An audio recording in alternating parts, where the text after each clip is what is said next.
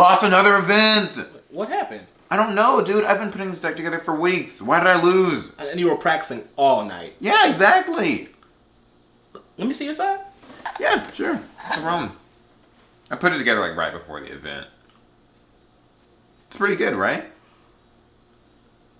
Paul, this is 15 random cards. What? Of course, you're losing. Hey, what's up, you guys? You're watching Team APS. Paul here. Alec here. And in today's video, we're going to give you guys some tips for getting started with side decking in Yu-Gi-Oh! Because it's not as intuitive as it appears, and a good side deck can make all the difference in victory and defeats. So we have 5 tips that we will share with you guys, along with some examples. The first tip is consider if you're going first or second. Yes, this makes a huge difference because certain cards and certain strategies will be a lot stronger depending on which one you're doing, right? Like if you're going first, some cards are going to be really helpful for you. Like traps, floodgates. Yeah, floodgates, solemn cards, any disruption-based cards. Yeah, so you can stop your opponent's second turn so you have even more advantage going into your second turn. Yeah, the ideal situation here is that you're going into game 2 or game 3, you know that you'll get to go first, so you can do your strategy, make your board, get your starter plays going, and then just set those traps so that when your opponent's turn rolls around, you can flip that mistake, that iron wall, that, anything. Anti-spell. Anti-spell fragrance. Hand traps. So good going second. Correct. Very true. In a format, we just left a format where people are making unbreakable boards, and we're still in a format where people are still making pretty nasty extra link boards. Yeah, the shenanigans really pop off when you have to go second and you're kind of powerless to stop your opponent. That's where hand traps are the most useful because you need to have, Ghost Ogre or Ash Blossom or Droll. Something to really stop your opponent.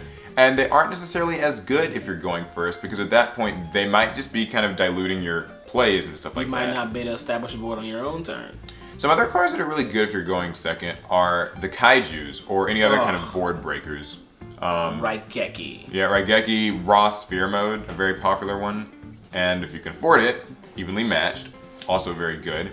True. These cards are great because if your opponent pops off, they do all their shenanigans, they make an extra link board or just a board of like unbreakable monsters. What are you gonna do, right? Your traps aren't really useful. Traps are slow. If you're gonna be so behind. You have Solemns and Floodgates, a lot of good that does you, right?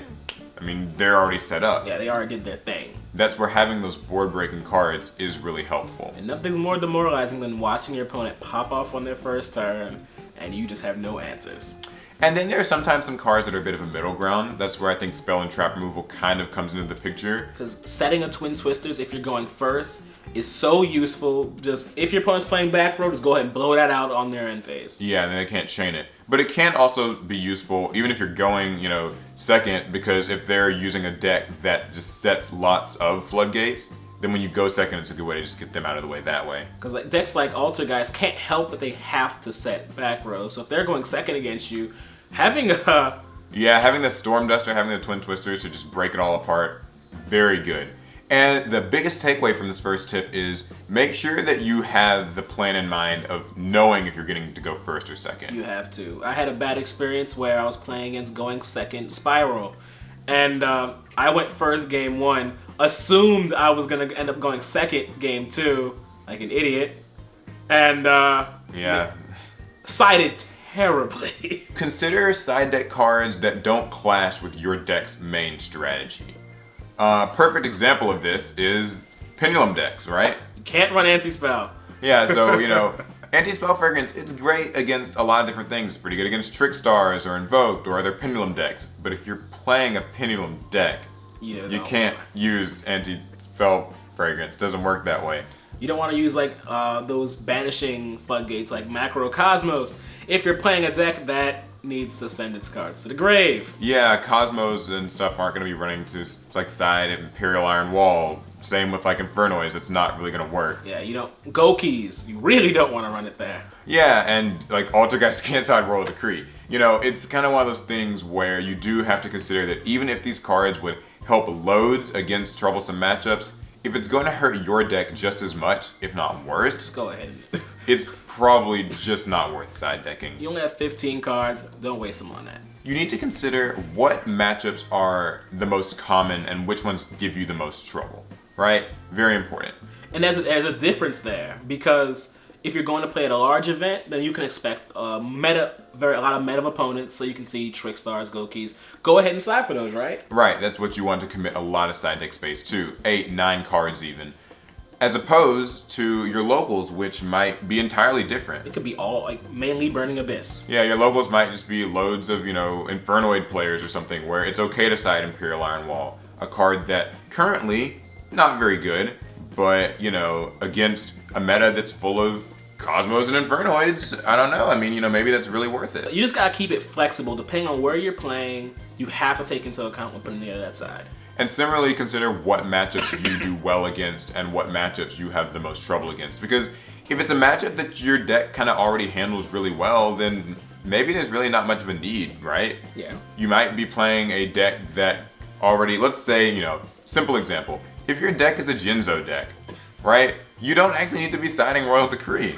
Because Paleozoics and Altergeist probably aren't going to really be as troublesome of a matchup. But Paul, what if they get rid of my Jinzo and I can hit him with my Royal Decree? Yeah, exactly. That's a mindset you don't want to fall into so much. But yeah, consider the decks that actually give you trouble versus the decks that you can probably steamroll through just by maybe being a better deck or having an existing boss monster that solves the problem for you.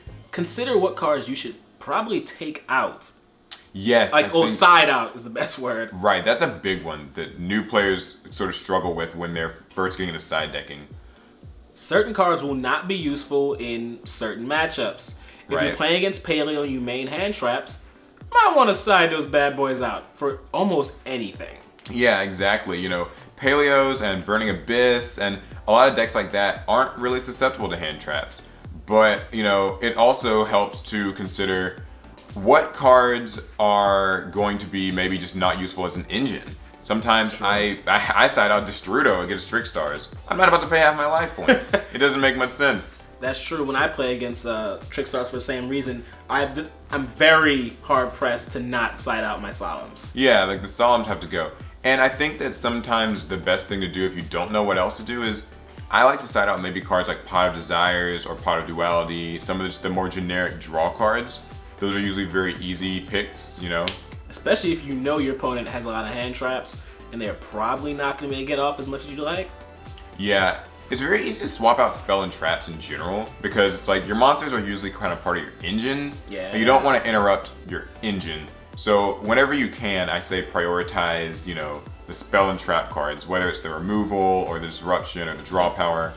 Just the extra. Or even maybe the hand traps, but not the kind of core components. Keep your core together. Think ahead. Side deckception. What are they going to side against you? That is some next level side deck theory. Yeah, it is something though that a lot of newer players won't necessarily think about, right? If I'm playing a trap heavy deck, I know we've used Altergeist a lot in this video as an example, so Altergeist or Paleozoics, my opponent's probably going to be siding Red Reboot, Evenly Matched, those types of cards. So what stops that? Wiretap. Those types of things. And I've seen a lot of Altergeist players who use Wiretap for that reason because they know that these are the types of cards that people are going to side against them, so why not just side the card that beats that? This also goes back to our point about not using cards that don't work with your deck. The opposite is using cards that do work with your deck. Altergeist have no problem just putting in that Wiretap. Yeah, exactly. It already synergizes really well. And another example is a Pendulum deck. You know that they're going to be probably using Anti-Spell Fragrance.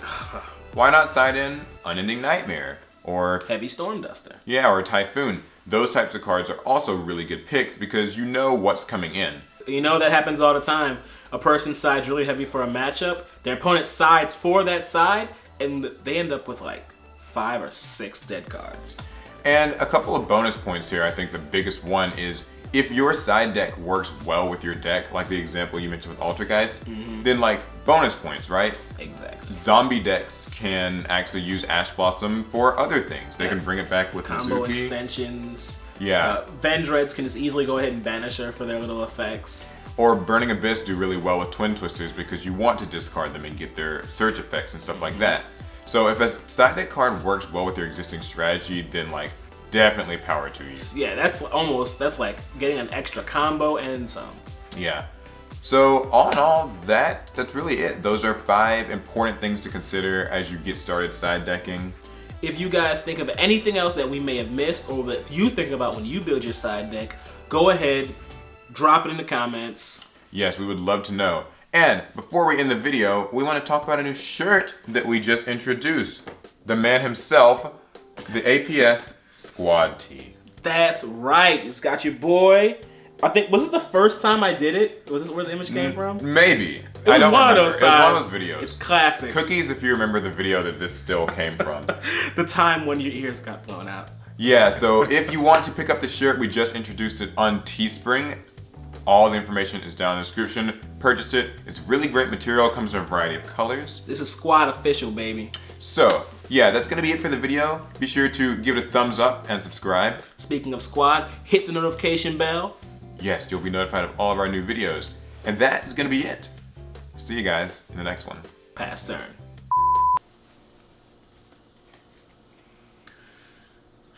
I lost another event! What happened? I don't know. Fuck, no. That was bad. Okay. I'll be a blooper. The frustration almost was real that time.